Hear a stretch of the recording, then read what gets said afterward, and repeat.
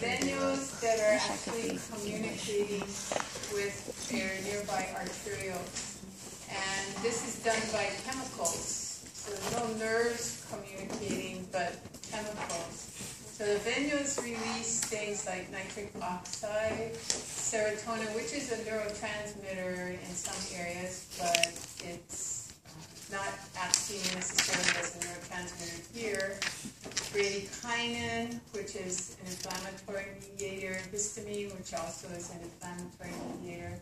There may be other things as well, but this is, I think, what your book mentions. And then you have your other local things. So increased CO2, decreased O2, adenosine, 2,3-DPG, pH changes. Those will cause the arterioles to vasodilate, or if they're in low numbers, constrict. So in addition to the local mediators, you've got the venules actually releasing some things that will then cause the arterioles to dilate, or in less concentrations to constrict. This flow chart is talking about how do you increase venous return to the heart. Well, we know venous return from your upper and lower extremities is run by the skeletal muscle pump. So if muscles are strong and compressing, they're active, they have to actively compress the veins to get the fluids to go up towards the heart. They're also, hint, remember the valves in the venous system. So as they're moving blood back toward the heart, they're also moving venous fluids back to the heart. So venous return and also lymphatic return are run by skeletal muscle pump. When the blood gets into the thoracic area, then you've got a respiratory pump. Every time you inhale, you create negative pressure in the lungs, which creates negative pressure in the pericardial sac, which then helps to increase the negative pressure that's in the heart just due to diastole. And that helps with the venous return. And then we've got pressure due to the heart. So as the heart is contracting on the arterial side and pushing blood out through the arterial circulation, it's creating a pressure gradient that's going to allow for blood to flow through the capillaries. And then that blood, when it gets into the space on the venous side, then you have more volume on the venous side. That's going to push blood back towards the heart. So we got a pressure gradient. We've got the respiratory negative gradient, and that is helping again with venous return. Then diastole of the heart. Every time the heart goes into diastole, the atria go into diastole. They suck blood from the vena cava into the right atrium. When the left atrium goes into diastole, it sucks blood from the pulmonary circulation. And then the venous valves in the medium veins prevent blood from going back out to the extremities, and then that keeps it moving towards the central thoracic area. What decreases what also can increase the venous return is this fluid that's being dumped into your right and left brachiocephalic vein. If there's increased lymphatic fluid going from the tissues into your venous system, then you're going to get more fluid coming back to your heart. You may have a lower concentration of everything because there's more fluid in it, but still an increase in volume coming back to the right part. If you OD on salt, you start eating potato chips, linguine, and all salty things, that usually, that's why they serve it to you at the bar, so you'll drink more. So usually when you OD on salt, you tend to drink more. And your kidneys are also going to sense an increase in the sodium concentration, and they'll start to reabsorb water from the filtrate at the kidney. And so you retain the water with an increase in sodium intake, and that will increase your blood volume. If you are dehydrated, then of course that will cause a decrease in venous return. If you're increasing sodium intake and you're dehydrated, then you're going to have to reabsorb the water that was filtered at the kidney in order to counteract that sodium intake. So we've got hormonal mechanisms to do that. Our body wants to maintain a certain blood volume, which then equates to blood pressure, which then will distribute the nutrients and the oxygen out to the tissue. Drop in blood pressure, you get lightheaded, dizzy, might even pass out. The high blood pressure, unfortunately, your body gets used to the high blood pressure. You can be a walking, ticking time bomb with extremely high blood pressure, putting pressure on your heart, and having no sense at all that you have high blood pressure. And that's usually what is occurring in the majority of people that have the high blood pressure. Is they're totally unaware of the fact that they have high blood pressure.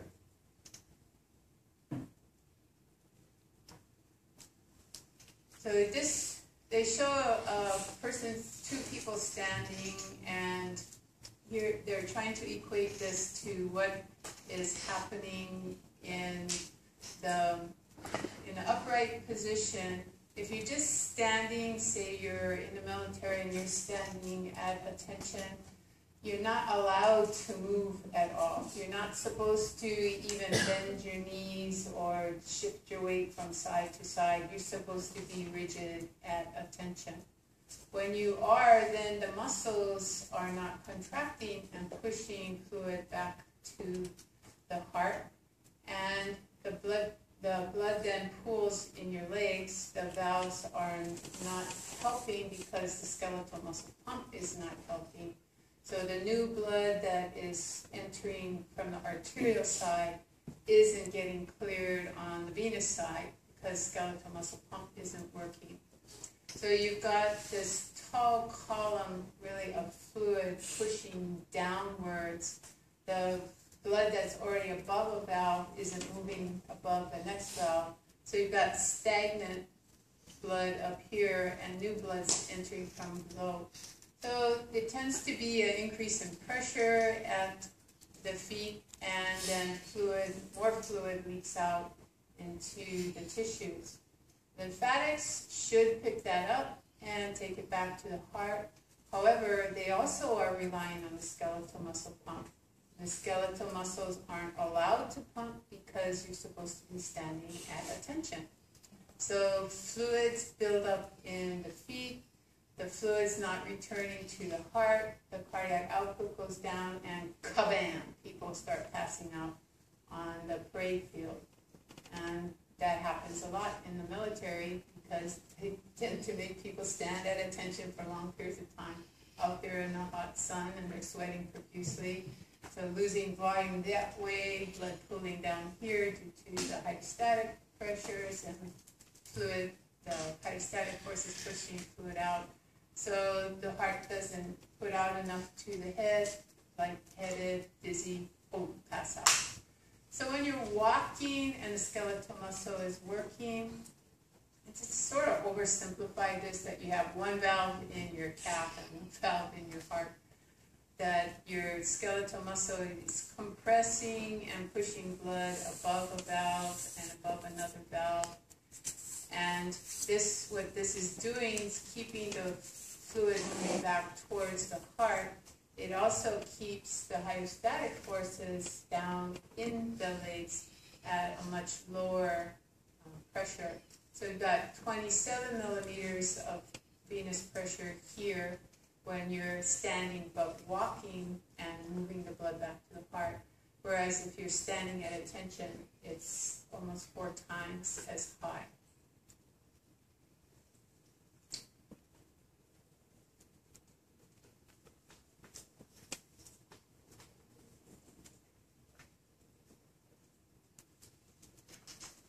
So point of constriction, the muscle presses, the blood moves upwards. It also moves down, but when it's moving away from the point where the muscles are compressing, it should be running into a valve down below. So it can't go retrograde, it only can go antegrade. So this blood will go above another valve, and this blood will remain below the point of constriction, but above the lower valve. And so this will remain there, and if there's another set of muscles down here that's squeezing at the same time, then fluid pressure will build up and push that blood up here, and some more blood will come up above the valve. So here's what's happening. You got your muscles constricting, the blood below where the muscles press on the valve goes retrograde but gets stuck in the valve and actually makes sure that it's closed. And the blood pressure then can open the valve above and move up another valve. So if this is the only muscle you have that's moving blood, then you have half the volume in this area at the next contraction, and you've got a sucking pressure on when the next compression happens that will suck a little bit of blood above the valve.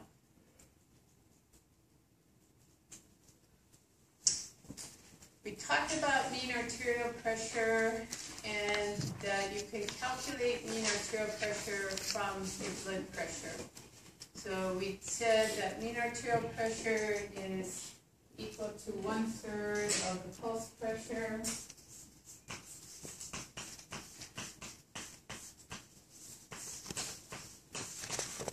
And then you add diastolic pressure back into it.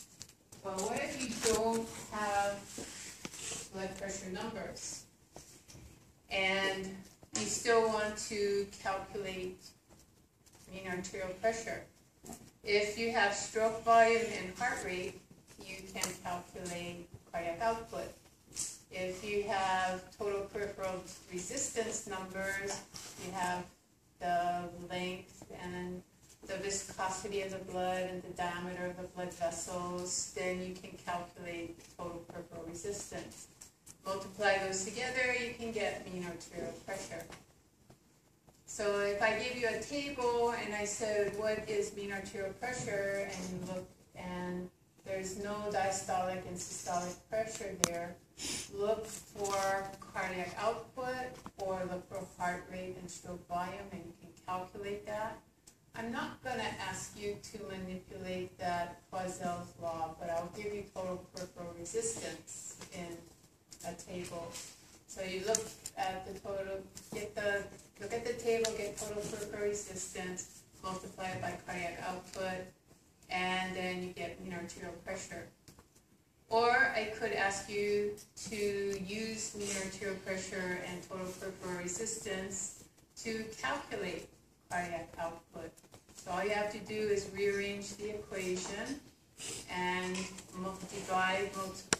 bring TPR over to this side and divide mean arterial pressure by total peripheral resistance, and that will give you your cardiac output. So different tables, different questions. Don't get panicked. The information's there. Look at the answers. If your units don't match, you chose the wrong numbers. So go back and rethink it and look for some numbers that will give you the right units for the answers. And again, as long as you get the units right, that probably means you have the answer right. Even if you're mathematically challenged and don't calculate it correctly, if you have the equation correct on the paper, you get the point back. So total peripheral resistance is the sum of all vasoconstriction throughout the systemic circulation. Well, to the arterial side of the systemic circulation. Cardiac output, and remember that is volume, so stroke volume, and how many times you put that stroke volume out into the circulation is due to the number of beats per minute. That volume is controlled ultimately by the kidneys. If your blood pressure goes up, the kidneys are supposed to get rid of volume, so the blood pressure will go down. It normally gets rid of solute and water because the water and solute follow each other in the tubules of the kidneys. If the blood volume is down due to dehydration, so you're profusely sweating, or you're just not taking in adequate water, you're out in the desert and don't have access to water and become dehydrated, then the kidney is going to try and reabsorb water only and not reabsorb solute. The kidney has the ability to sense that. Is it a water problem and then stimulate water reabsorption, or is it water and solute problem and get both back? So blood pressure, if you're not familiar with this system, this is a sphygmomanometer. Big word for ability to measure the pressure. You've got a blood pressure cuff, and generally they're taking it on the brachial artery. They're going to put the cuff on the brachial artery and then pump up the cuff pressure to a point where you have assumed, above a point where you have assumed that person's blood pressure to probably be. So if you assume the person has a blood pressure of 120 over 80, you pump the cuff up maybe to 135, 140, and then you back off on the pressure. But if you are assuming that for one reason or another that person has high blood pressure, you're not going to just pump it up to 140 because their blood pressure may be higher than that. So you might pump it up to 180 and then start releasing it, because maybe their blood pressure is 165 or 170, and you want to make sure that you're above it. So if you don't pump it up enough before you start backing off the cuff pressure, as soon as you start to release the pressure, you're going to hear the tapping sound. Because when you have blood leaking under the cuff, and then creating a turbulence beyond the cuff. That's what they're showing here, that you're supposed to be closing off the artery, back off on the pressure, and when the cuff pressure is below the arterial pressure, some blood gets underneath and into a sort of empty vessel beyond, and that creates turbulence, and that creates a snapping sound that you can hear with your stethoscope. If you did it correctly and you got above the blood pressure, backed off with the cuff pressure, and got some turbulent flow, soon as you hear the turbulent flow, you look at the sphygmomanometer. Where is the column of mercury, or where is the little dial? And you read that number, and that's your systolic pressure. When you let more and more pressure out of the cuff, pretty soon the blood goes back to a laminar flow, which means smooth flow, and there is no turbulence anymore, and then the sound disappears. And when the sound disappears, that's when you record the diastolic pressure. Not everybody's arteries totally relax when you do this blood pressure. Some arteries will remain slightly spasmed and the sound never disappears. But it does change in sound. It goes from a sharp snapping sound to kind of a muffled sound. So you need to let the person's arm relax. You don't want to say, oh, I missed it, and pump them right back up. The artery already spasms. If you pump them right back up, all you're going to do is make the artery spasm worse, and you're not going to get your diastolic reading.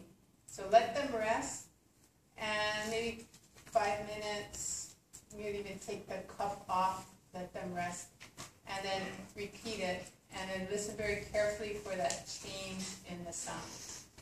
You might switch the cuff over to the other arm, but arms don't give the same blood pressure. So if you're a really good doctor, really good nurse, you would be taking blood pressure on both sides, especially if you have a sick person, because the blood pressure in the right arm is going to be different than the blood pressure in the left arm. If it's a healthy person, you just want to be consistent, that you're not shifting from one arm to the other, you're taking it on the right all the time, or taking it on the left all the time. If you go into the doctor's office, they usually have it set up so that it's either your right arm that they're taking it from or your left arm. So they're being consistent, internally consistent.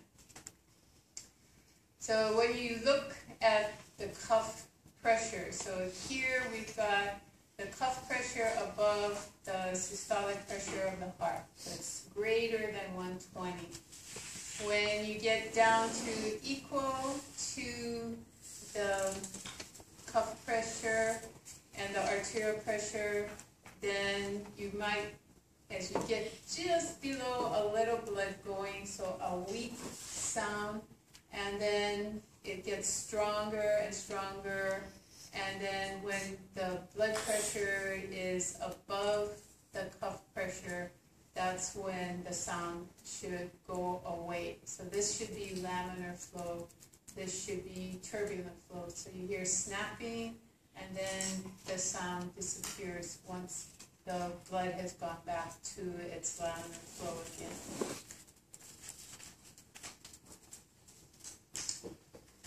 So kind of busy here, but this is telling you how your body is regulating mean arterial pressure.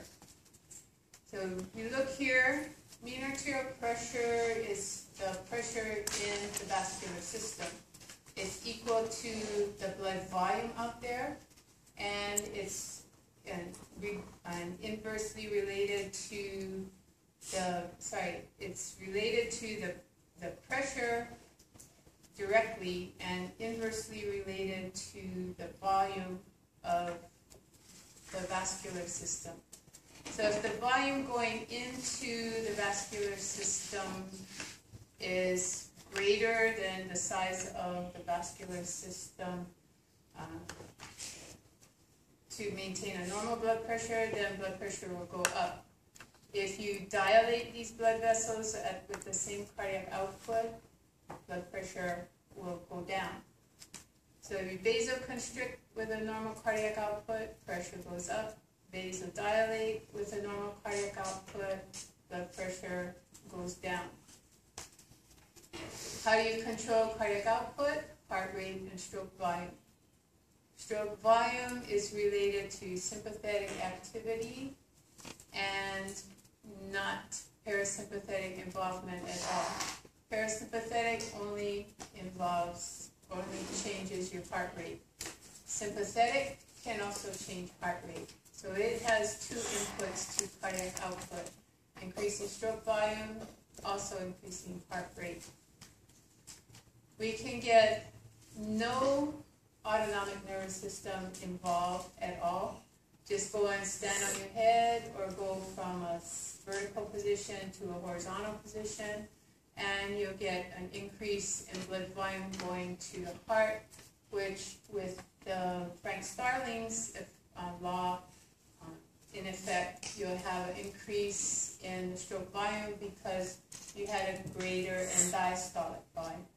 You put the sarcomeres in the heart to a more optimal overlap.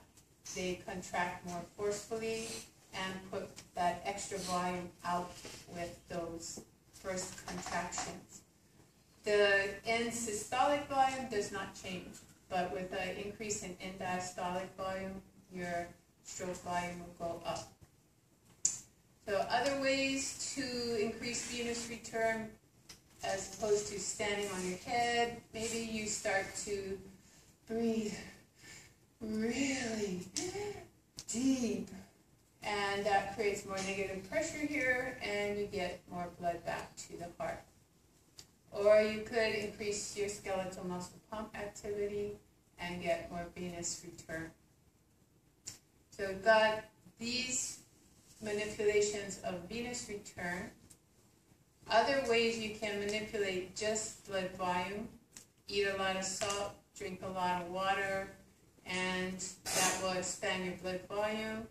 Or deplete your salt, don't drink water, that will deplete your blood volume.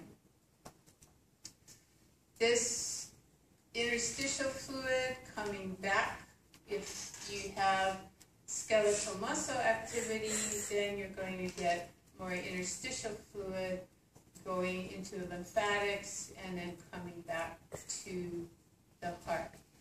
But you're never going to drain your interstitial fluid compartment. So once you reach normal interstitial fluid volumes, you should not be able to get any more of that coming back to the vascular system. Controls of the blood vessel diameter. We got skeletal muscle controlling the individual areas of the venous circulation and lymphatic circulation by compression of contracting skeletal muscle. It's only active on the venous side for increasing venous return, but it also, muscle contraction will impede arterial blood flow out. It creates an increased peripheral resistance to arterial blood getting to tissue. So if you are not wanting to do active exercise, and all you're going to do is sit there and do isometric muscle contractions and think that that's going to improve your muscular tone, we'll get into the details of it if you want to, but it's not going to do much for your muscular tone. It will help if you can't do active exercise because of some joint pathology, but it is going to increase total peripheral resistance and make your heart have to work harder. So decreasing the arterial radius due to isometric muscle contractions for progressively long periods of time, that's not a good thing.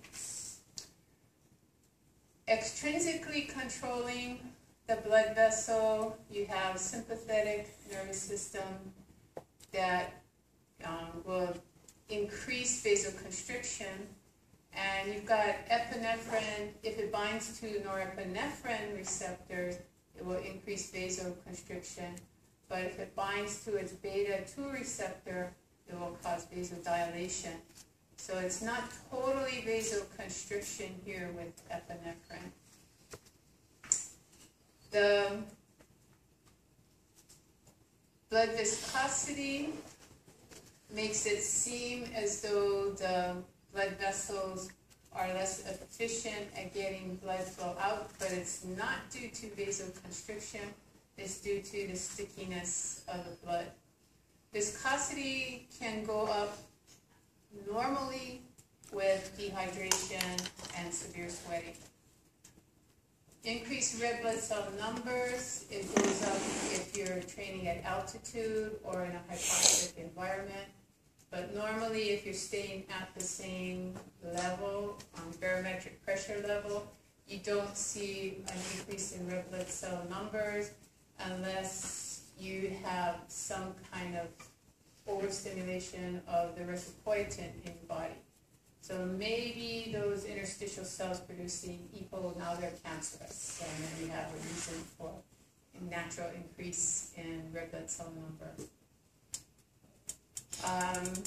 Vasopressin, angiotensin 2, these are both powerful vasoconstrictors. Vasopressin is also your antidiuretic hormone. It causes water to be reabsorbed, and aldosterone is going to cause sodium to be reabsorbed. So we'll study those in later chapters. The renin, angiotensin, aldosterone system, if you turn that on, you also turn this on. So the kidneys are sensing a drop in blood pressure. They're going to try to reabsorb salt and reabsorb water to get the cardiac output up, so blood pressure will go back up.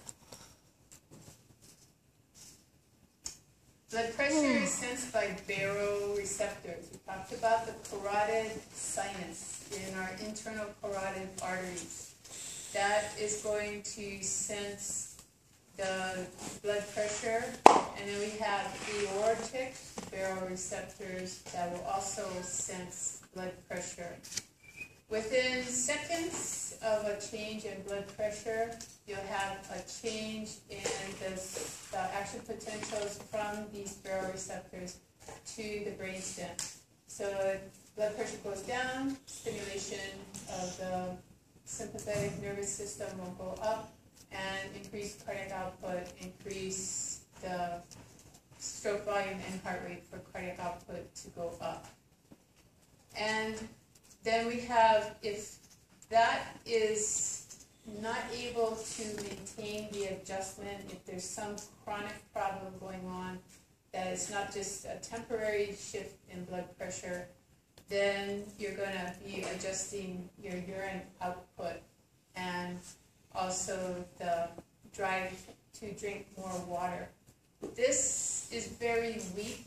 If you've ever been dehydrated, you know that without conscious effort to drink a lot of water, your thirst, I'm thirsty, I need to drink water, you take a sip or two of water, and you're not thirsty anymore. It satiates that thirst dry. So you have to consciously realize, I am thirsty because I am dehydrated, not just because I've been talking a lot. At lecture, you get thirsty, you take a sip of water, and that is satisfying, and you don't need to drink a lot of water. But if you're sweating profusely and thirsty because of that profuse sweat, you need to drink more than just a couple of sips of water, because you've lost more volume than that with your sweating. If you don't, then your urine, your kidneys will try and reabsorb as much water as they can to get the volume back that way. So your urine output will go down so that you can get the fluid back into the vascular system. So carotid sinus, aortic arch, those are your locations of your baroreceptor. And they have a reflex, which is an increase in action potentials from cranial nerve 9 and cranial nerve 10 to the vascular control centers in your brain stem. And if your blood pressure goes up, then parasympathetic input, your heart rate goes down, cardiac output goes down. Your blood pressure drops, you got sympathetic input coming out to the heart. Two ways to increase the blood pressure: increase stroke volume, increase heart rate. And then mean arterial pressure should return to normal. So location, this is your internal carotid going into the head. This is your external going to your face and outside. So the bulge in the internal carotid is your carotid sinus. And then down here in the aortic arch, you have aortic baroreceptors. So again, cranial nerve 10 handles aortic arch baroreceptor, and cranial nerve 9, the carotid sinus. So here's a little graph and shows you what's happening. You've got normal blood pressure.